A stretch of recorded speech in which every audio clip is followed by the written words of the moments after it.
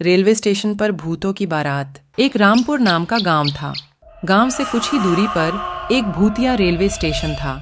गांव के लोगों का उस रेलवे स्टेशन से आना जाना तो क्या, उसके आसपास भी भटकते नहीं थे, क्योंकि उनका मानना था कि उस रेलवे स्टेशन पर भूत रहते हैं। हर अमावस्या की रात उस भूतिया रेलवे स्टेशन से भूतों की बारात निकलती है, वह भी पूरे गाजे बाजे के साथ। बारात में एक भूतिया दूल्हा अपनी पूरी पलटन के साथ गांव में आता है और एक जवान लड़की को अपने साथ ले जाता है।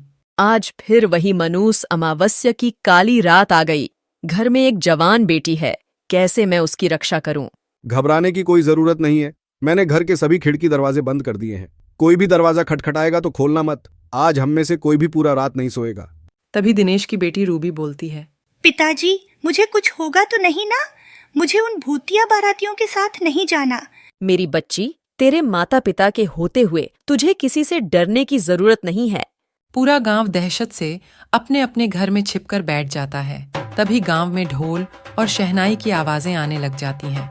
आवाज इस भूतिया बारात की ही थी, जो रेलवे स्टेशन से निकलकर गांव की तरफ आ रही थी। गांव वालों, दिखाई और सुनाई नहीं देता क्या? तुम लोग को तो देखो, बारात आई है। हमारा स्वागत नहीं करोगे? मेरी दुल्हन कहाँ है? कहीं दिखाई नहीं दे रही मुझे। अब भूतिया बारात गांव में आ चुकी थी। सुनीता अपनी फूल जैसी बेटी को एक कोने में छुपाकर बैठी हुई थी। तभी भूत आगे की तरफ बढ़ता है और जोर जोर से हंसने लगता है।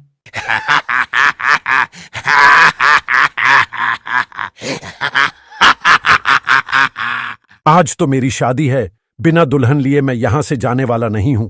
तुम गांव वाले मेरी दुल्हन को साथ विदा करते हो, या मैं खुद तुम्हारे मातम के साथ उसे अपने साथ ले जाऊं? गांव में पूरा सन्नाटा था, मानो गांव में कोई इंसान ही नहीं रहता हो। तभी वह भूतिया दूल्हा दिनेश के घर में दरवाजा तोड़कर घुस जाता है। तुम्हारा दामाद आया है, स्वागत नहीं करोगे अपने दामाद का? मेरी बेटी को छोड़ दो, वो अभी बच्ची है, उसकी अभी शादी की उम्र रही है। बेशक तुम मेरी जान ले लो। मुझसे झूठ बोलता है बुढ़े। कल तू ही तो अपनी बेटी के लिए दूसरे गांव में रिश्ता देखने गया था। मुझे सब पता है, सब पता है मुझे। मेरी बेटी को हाथ लगाने की कोशिश भी मत करना। मैं उसकी माँ हूं। मैं अपने जीते जी अपनी बेटी की शादी एक भूत से नहीं होने दूंगी। फिर क्या था, उस भूतिया दूल्हे को बहुत गुस्सा आता है और वह रूबी के माता पिता को वहीं जान से मार देता है। रूबी अपने कमरे में जैसे तैसे छुपकर बैठी थी। छोड़ो मुझे अपने माता पिता के पास जाने दे। पर वो भूत उसकी एक नहीं सुनता। वो रूबी को अपने साथ उसी भूतिया रेल स्टेशन में ले जाते हैं। अगली सुबह होते ही प्रियंका और उसके परिवार के सांस में सांस आती है। कल तो हमारी बच्ची बाल बाल बच गई, पर जो रूबी के परिवार के साथ हुआ वह बहुत बुरा हुआ। ऐसा नहीं होना चाहिए था। पर हम कब तक अपनी बेटी की रक्षा करते रहेंगे? एक ना एक दिन तो वो भूत हमारी बेटी को भी उठाकर ले जाएगा। उस रात के बाद पूरे गांव में डर का खौफ छाया हुआ था। हर जगह मातम बिखरा हुआ था। गांव वाले मिलकर रूबी के माता पिता का अंतिम संस्कार कर देते हैं, लेकिन पूरे गांव वालों की जुबान पर बस भूतिया बारात की ही बातें थीं। अरे गांव वालों, ये सब कब तक चलेगा? वे भूत बेधड़क आते हैं और हमारी आंखों के सामने हमारी बेटियों को उठाकर चले जाते हैं, और हम बेबस, लाचार बस देखते रह जाते हैं। दिनेश की बेटी रूबी हमारी भी तो बेटी थी ना? बिल्कुल सही कह रहे हो। इस गांव की हर एक बेटी तो हमारी बेटी जैसी ही है। उन सब की रक्षा करना हम सबका फर्ज है। हम सब गांव वाले मिलकर उस भूत का सामना करेंगे। तुम चिंता मत करना। वह तो सब सही है भाई, लेकिन हम कब तक अपनी बेटियों को कंवारा रखेंगे? जिसकी भी बेटी जवान और शादी के लायक होती है, पता नहीं कैसे उस भूत को पता चल जाता है और वह उसे उठा के अपने साथ ले जाता है। मेरी बेटी भी है और उसकी भी अब शादी होने वाली है। मैं कैसे अपने कलेजे के टुकड़े को उस भूत के हवाले कर दूं? अगले दिन पूरा गांव मुकेश की बेटी प्रियंका के शादी में लगा था। एक तरफ सजावट तो दूसरी तरफ मिठाइयां बन रही थीं। अब फेरों का समय था। दूल्हा दुल्हन मंडप में बैठे हुए थे कि तभी अचानक रेलवे स्टेशन से भूतिया बारात गांव की तरफ आ जाती है। सभी गांव वाले भूतों को देखकर अपने अपने घरों में छिप जाते हैं।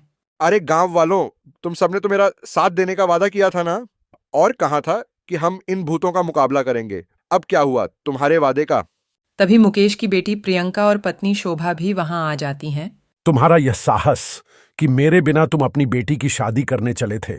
जैसे ही भूत प्रियंका के माता पिता को मारने वाला होता है कि तभी प्रियंका उसी भूतिया दूल्हे के सामने आ जाती है और कहती है, आप मेरे माँ बापूजी को मत मारिए। अच्छा छोड़ दूं, इसे मैं बस एक ही शर्त पर छोड़ूंगा, अगर तुम मेरे से शादी करोगी। नहीं नहीं मेरी बच्ची, शादी के लिए तू हाँ मत करियो। तेरी शादी से अच्छा है कि यह भूत हमारी जान ले ले। माँ पिताजी, अगर इस भूत से शादी करने से आप दोनों की जान बचती है तो मैं यह शादी जरूर करूंगी। यह कहते ही भूतिया दुल्हा अपने बैंड बाजी के साथ प्रियंका को अपने साथ भूतिया रेलवे स्टेशन की ओर ले जाने लगता है। रुक जा मेरी बेटी, तू ऐसा मत कर। किसी गांव वाले की हिम्मत नहीं होती कि उस भूतिया बारात का सामना कर सके, क्योंकि उस बारात में एक से बढ़कर एक खूंखार भूत और चुड़ैल मौजूद थे। वहीं प्रकाश नाम का व्यक्ति अभी हाल ही में गांव में आया था और यह सब देखकर वह कहता है, ये ठीक नहीं किया हम सब ने। मेरी भी एक बहन है और उसकी भी उम्र शादी के लायक हो गई है। क्या उस प्रियंका की जगह मेरी बहन होती तब भी ऐसा ही करते हम लोग। गांव की बेटियों को हम यूं ही उन भूतिया बारातियों के हवाले करते आ रहे हैं, कल को मेरी सरिता का नंबर ना हो। भैया भाभी, मुझे बहुत डर लग रहा है। आए दिन इन भूतों का खौफ बढ़ता ही जा रहा है। दुल्हन का वह सुहाग का जोड़ा उनके मौत के जोड़े में तब्दील होता जा रहा है। बहन तू चिंता मत कर, मैं इसका समाधान जरूर निकालूंगा और तेरे साथ साथ इन गांव वालों को भी इन भूतिया बारातियों से मुक्त कराऊंगा। इसके बाद प्रकाश जंगल में एक तपस्वी तांत्रिक के पास जाते हैं और उनके पास पहुंचकर अपने गांव का हाल बताता है। बेटा, मैं देख पा रहा हूं कि तुम्हारे गांव पर एक श्रापित भूतिया बारात का साया है और उस भूतिया बारात से छुटकारा पाने के लिए मेरे कहे अनुसार नियमों का पालन करना होगा। जी तांत्रिक बाबा। इसके बाद वो तांत्रिक प्रकाश को समाधान और नियम बताते हुए एक गंगा जल की बोतल देते हैं और कहते हैं, जा बच्चा, तेरे और तेरे गांव वालों का कल्याण हो। जिसके बाद प्रकाश गंगा जल लेकर गांव आ जाता है और सभी गांव वाले से कहता है, सुनिए गांव वालों, इस भूतिया बारात से छुटकारा पाने का एक उपाय मुझे मिल चुका है, लेकिन इस काम को पूरा करने के लिए मुझे आप सबका साथ चाहिए होगा। हम सब तुम्हारा साथ देंगे, बताओ क्या करना है।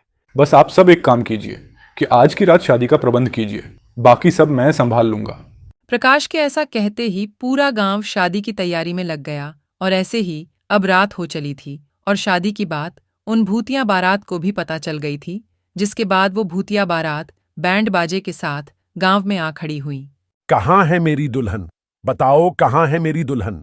भूतिया दूल्हा मंडप में एक दुल्हन को देखता है और उसे अपने साथ भूतिया रेलवे स्टेशन के अंदर एक पुरानी सी ट्रेन के डिब्बे में लेकर चला जाता है, जहां पर बहुत सारे कंकाल ही कंकाल पड़े हुए थे। तभी वह दुल्हन घूंघट उठाते हुए कहता है, ये रही तुम्हारी दुल्हन, कर लो अब शादी। धोखा हुआ है मेरे साथ, धोखा। मैं तुम्हें नहीं छोड़ूंगा। भूत के ऐसा कहते ही प्रकाश अपने हाथों में छुपाए हुए गंगा जल को उस ट्रेन में पड़े कंकाल के ऊपर छिड़क देता है और बाहर निकल जाता है, जिसके बाद उस पूरी ट्रेन में आग लग जाती है और वह भूतिया बारात उस आग में भस्म हो जाती है। अशोक के इस काम से अब गांव में बेटियों की शादी अच्छे से होने लगती है और सब कुछ ठीक हो जाता है।